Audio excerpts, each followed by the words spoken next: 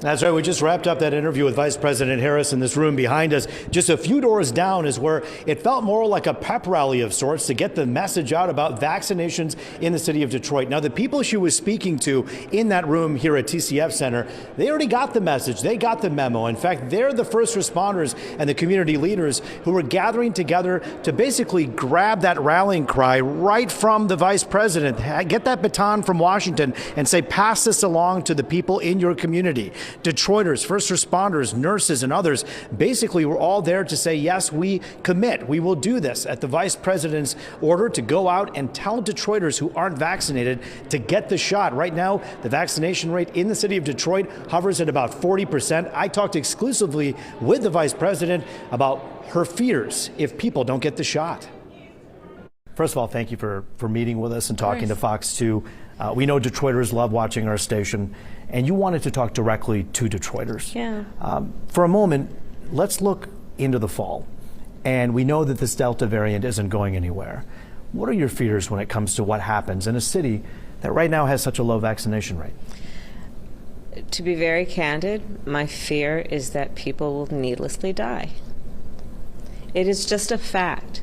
Virtually everyone who is in the hospital right now with COVID-19 is unvaccinated. It is a fact that when we see who has been dying from COVID-19, virtually all of those people were unvaccinated. The vaccine is safe, it is free, and it literally saves lives. And you know, and some people have said, well, I want to kind of wait and see. I'm going to give it 6 months. Well, 6 months have passed. Go get the shot. Roll up your sleeve and get the shot. And it's about you and it's about your neighbor. It's about your family members.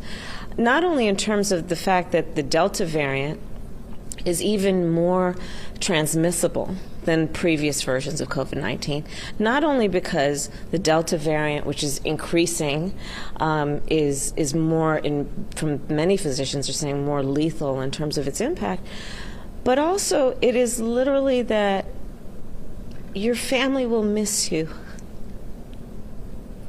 You know, it's not only about what you can transmit, it's about the fact that I don't think anyone would want that the people they love would suffer because they lose somebody they love. When you take a look at the hesitation right now and the numbers, in Detroit we're hovering at just about 40%. Mayor Duggan has said we got to get that number higher. Yeah. 60% of the people watching on the other side of that camera are saying, I'm just not sure. You can help move the meter, you think?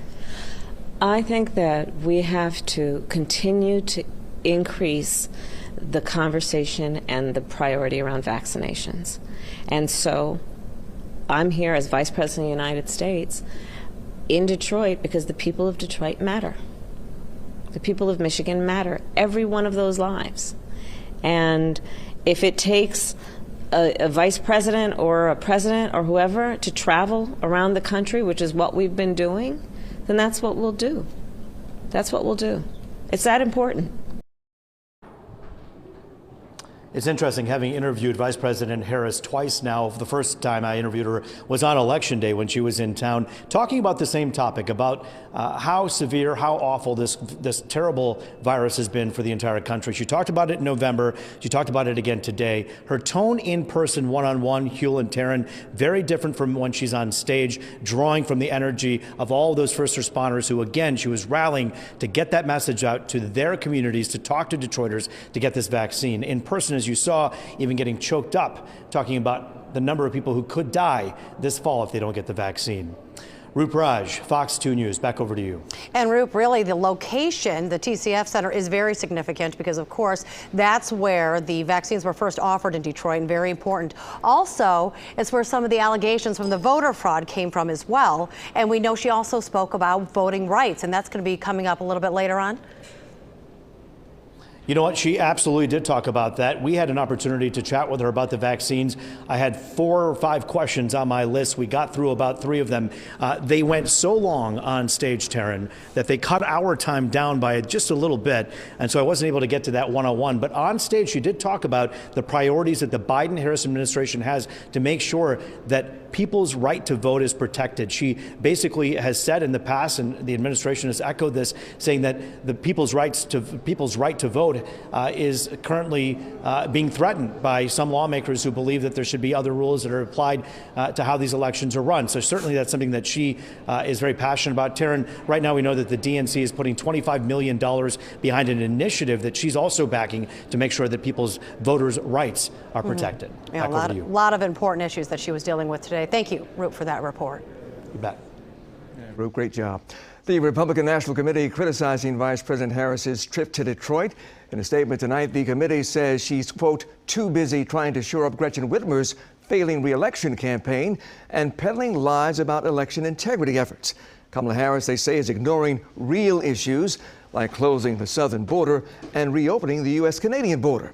It also says that it's time for the Biden-Harris administration to prioritize Michigan small businesses and the tourism industry's recovery efforts by putting an end to this border crisis.